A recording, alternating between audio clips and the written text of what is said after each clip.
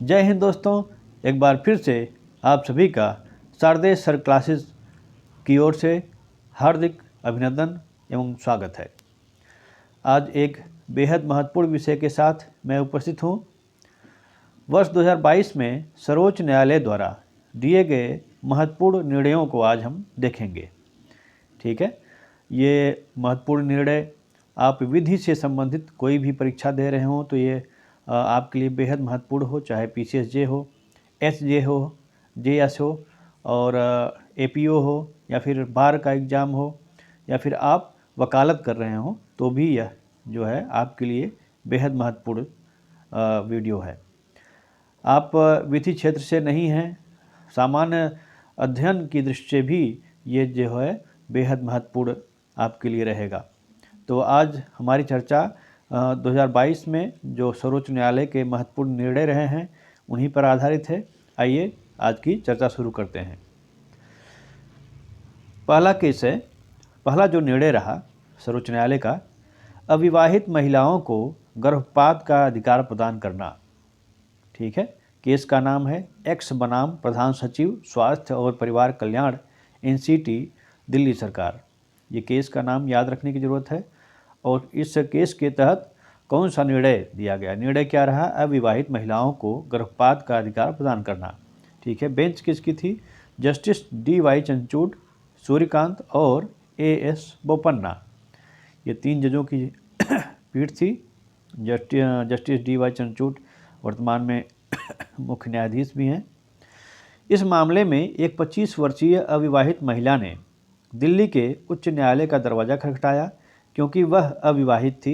सहमति से बने रिश्ते से 23 सप्ताह के गर्भ को समाप्त करने के लिए। लेकिन क्या हुआ फिर? दिल्ली उच्च न्यायालय ने हालांकि उसे यह कहते हुए समाप्त करने की अनुमति नहीं दी कि न्यायालय कानून से परे नहीं जा सकता, क्योंकि MRTP नियम 2003 के नियम 3B में अविवाहित महिलाओं को शामिल नहीं किया गया है। इसके बाद महिला ने सुप्रीम कोर्ट का दरवाज़ा खटखटाया, जहां पर उसे यानी कि उस अविवाहित महिला को गर्भपात का अधिकार प्रदान कर दिया गया। अगला निर्णय, सेक्स वर्क को पेशे के रूप में मान्यता दिया गया सर्वोच्च न्यायालय द्वारा। केस का नाम क्या था? बुद्धदेव करमस्कर बनाम पश्चिम बंगाल राज्य। इस वाद में सर्वोच्च न्यायालय ने सेक्स वर्क को पेशे के रूप में मान्यता प्रदान की। खंडपीठ में कौन शामिल था? Justice L Nageswara Rao, BR Gavai और AS बोपन्ना। ये 3 जजों की खंडपीठ थी। इनका ये निर्णय रहा कि पेशे के बावजूद इस देश में प्रत्येक व्यक्ति को अनुच्छेद 21 के तहत एक सम्मानित जीवन का अधिकार है। ठीक है, इसी के तहत उन्होंने सेक्स वर्क को पेशे के रूप में मान्यता प्रदान की।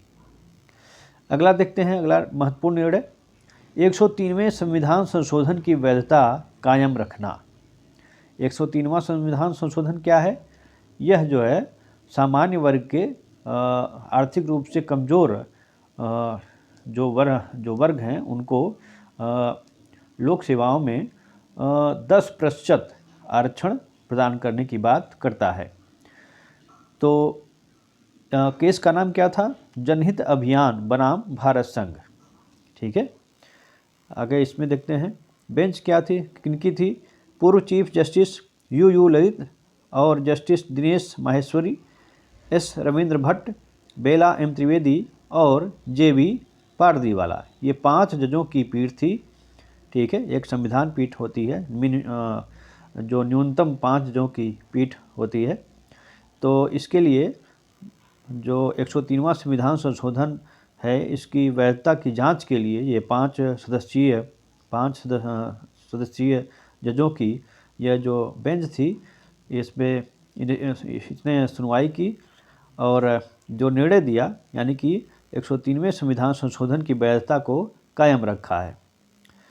इस बेंच का कहना था कि आरक्षण एक अंत नहीं बल्कि एक साधन है, सामाजिक और आर्थिक न्याय सुरक्षित करने का एक साधन। इस मामले में 103वें संविधान संशोधन अधिनियम, जिसमें सामान्य श्रेणी के आर्थिक कमजोर वर्ग को 10% आरक्षण प्रदान किया गया था को इस आधार पर सर्वोच्च न्यायालय में चुनौती दी गई थी कि यह संविधान की मूलभूत विशेषताओं और अनुच्छेद 14 के तहत समानता के मौलिक अधिकार का उल्लंघन करता है। ठीक है, लेकिन जो है सर्वोच्च न्यायालय की यह संविधान पीठ ने 103वें संविधान संशोधन की वैधता को कायम रखा। यहाँ केस का नाम भी इम्पोर्टेंट है और उसका निर्णय क्या रहा, दोनों इम्पोर्टेंट है, उसको ध्यान में रखने की ज़रूरत है। आगे बढ़ते हैं। अगला जो महत्वपूर्ण निर्णय, राजद्रोह कानून को ताक पर रखना। ठीक है, केस का नाम SG बाबट केरे बनाम भारत संघ। ठीक है, केस का नाम क्या है, SG बाबट केरे बनाम भारत संघ। बेंच पूर्व मुख्य न्यायाधीश NV रमना और जस्टिस सूर्यकांत और हिमा कोहली। ठीक है, इनकी ये बेंच थी, इन्होंने जो निर्णय दिया राजद्रोह कानून को ताक पर रखना। IPC की धारा 124A वर्तमान सामाजिक परिवेश के अनुरूप नहीं है। यहाँ पे IPC की धारा 124A को भी ध्यान में रखने की ज़रूरत है। यहाँ से भी प्रश्न पूछे जा सकते हैं कि यह किससे संबंधित है, राजद्रोह से संबंधित है। तो ये जजों की बेंच ने जो कहा IPC की धारा 124A वर्तमान सामाजिक परिवेश के अनुरूप नहीं है और इसका उद्देश्य उस समय के लिए था जब यह देश औपनिवेशिक शासन के अधीन था। ठीक है, तो अगला क्या मामला था, बलात्कार के मामलों में 2 फिंगर टेस्ट पर रोक लगाना। ये केस का नाम क्या था, झारखंड राज्य बनाम शैलेंद्र कुमार राय, ये वाद का नाम है। और इस वाद में सर्वोच्च न्यायालय की बेंच ने निर्णय दिया है कि बलात्कार के मामलों में 2 फिंगर टेस्ट पर रोक लगा दी जाए। बेंच कौन थी, जस्टिस DY चंद्रचूड़ और हिमा कोहली। 2 फिंगर टेस्ट का कोई वैज्ञानिक आधार नहीं है, इसके बजाय यह महिलाओं को फिर से पीड़ित और फिर से आघात पहुंचाता है। इस मामले में पीड़िता का 2 फिंगर टेस्ट किया गया ताकि पता चल सके कि उसके साथ रेप हुआ है या नहीं। ठीक है, इसकी जांच के लिए 2 फिंगर टेस्ट किया जाता रहा है, जिस पर अब सर्वोच्च न्यायालय द्वारा रोक लगा दिया गया है। आगे देखते हैं, हिजाब बैन मामले में बंटवारा फैसला। ठीक है, केस का नाम है एसत शिफा बनाम कर्नाटक राज्य। केस का नाम याद रखेंगे और उसका निर्णय भी। आगे देखते हैं, बेंच किसकी थी, जस्टिस हेमंत गुप्ता और सुधांशु धुलिया की।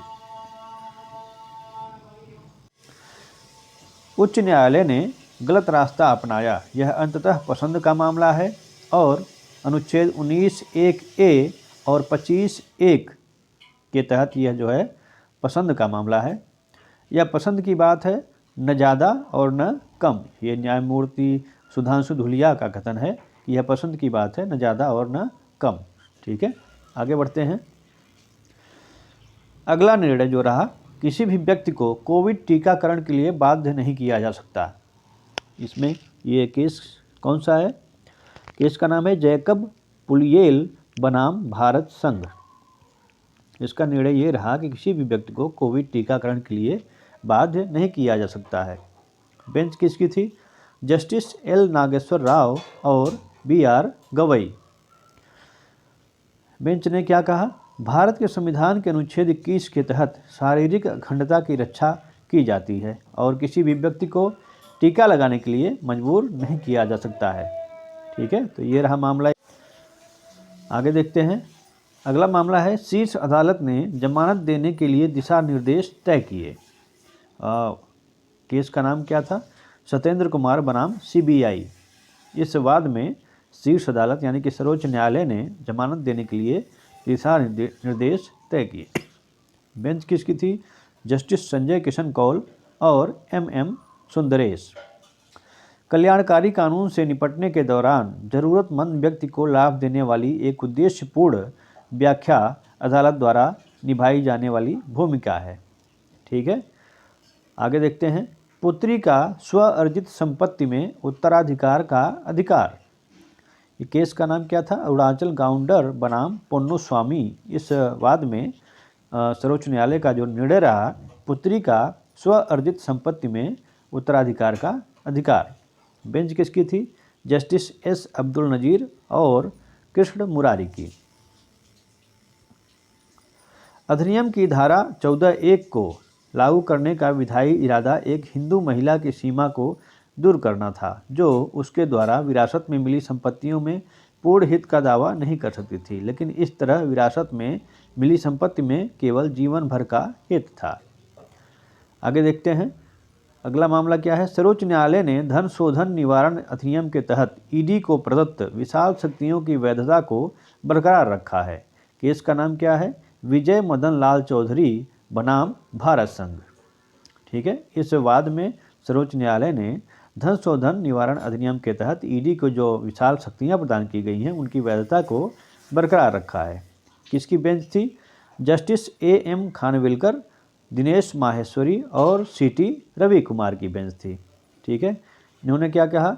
मनी लॉन्ड्रिंग जघन्य अपराधों में से एक है जो न केवल राष्ट्र के सामाजिक और आर्थिक ताने बाने को प्रभावित करता है, बल्कि अन्य जघन्य अपराधों को भी बढ़ावा देता है, जैसे आतंकवाद, NDPS अधिनियम से संबंधित अपराध आदि। ठीक है, तो ये थे वर्ष 2022 में जो सर्वोच्च न्यायालय द्वारा दिए गए महत्वपूर्ण निर्णय हैं। आगे फिर से एक नए वीडियो के साथ उपस्थित होंगे। जय हिंद।